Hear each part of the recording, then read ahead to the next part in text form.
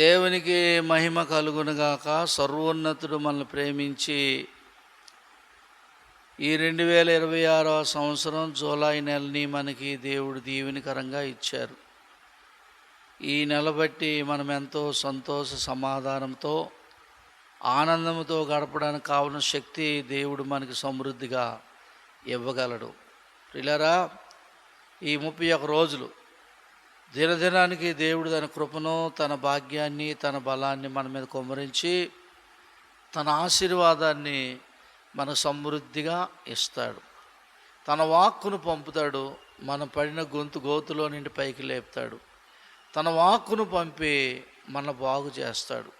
కాబట్టి తన వాక్కు వచ్చినటువంటి ప్రియులైనటువంటి ఎలిజబెత్ జకరియాతో దేవుని దూత చెప్పిన మాట ఏంటంటే, ప్రభువు చెప్పినటువంటి మాట ఏది నిరర్ధకమో అవ్వదు.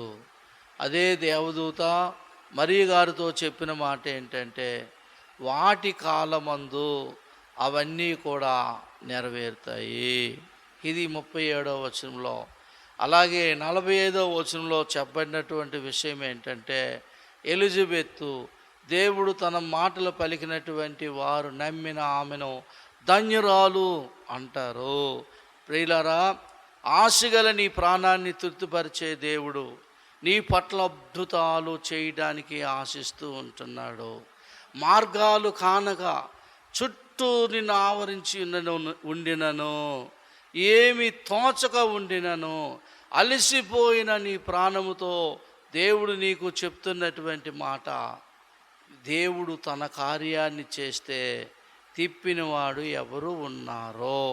కాబట్టి నీ జీవితానికి సరిపోయినటువంటి దైవ వాక్కుని దేవుడు పంపేస్తున్నాడు. అద్భుతకరమైనటువంటి తన దీవెనను నీ పట్ల కుమ్మరిస్తున్నాడు. అలాంటి కృప దేవుడు సమృద్ధిగా నీకు ఇచ్చునుగాక. అలాంటి ఆశీర్వాదంతో నింపునుగాక. ఈ నెలంతా 1వ తారీఖు నుండి 31వ తారీఖు వరకు ప్రతి క్షణము దేవుడు తన దేవదూతల పరిచర్య నీకు పంపించి నీలో నువ్వు ఊహించిన దానికంటే, నువ్వు ఊహించిన దానికంటే అధికమైన కృప దేవుడు నీకు ఇవ్వబోతున్నాడు. క్రీస్తు యేసు మహిమలో ప్రతి అవసరత దేవుడు అద్భుతంగా తీర్చబోతున్నాడు, అద్భుతం చేయబోతున్నాడు. కాబట్టి అలాంటి కృప నీకు సమృద్ధిగా వచ్చునుగాక. గెరారు దేశంలో ఇస్సాకు చేస్తున్నటువంటి ఆ పనిని, తవ్వుతున్న బావుల్ని శత్రువులు ఆక్రమించుకున్నారు. వివిధ రకాలుగా ఒత్తిడి పెట్టారు. మౌనం వహించిన ఇస్సాకు విత్తనం వేశాడు, 100 పంట కోశాడు.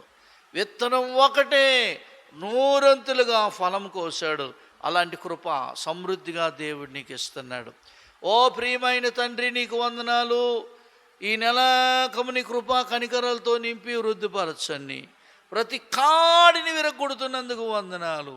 ప్రతి క్షమయంలో నీ ఆశీర్వాదం అనే జల్లుల చేత, సమాధానం అనే బంధాన్ని, ఆత్మ కలిగించు ఐక్యతను కాపాడుకునే శ్రద్ధాశక్తి యేసు నామములో విడుదలవుతుంది. నీకు వందనాలు. మీరే నీ కృపను కుమ్మరించి మహింపరచమని అడుగుచు, తొట్టిల్లకుండా కాపాడుతూ తన నీ మహిమతో నిర్దోషులుగా నిలబెట్టే ఆశీర్వాదం ఇచ్చినందుకు వందనాలు చెల్లిస్తూ యేసయ్య నామములో అడుగుచున్నాను తండ్రి. ఆమెన్. God bless you. దేవుడు మిమ్మల్ని దీవించునుగాక. ఆమెన్.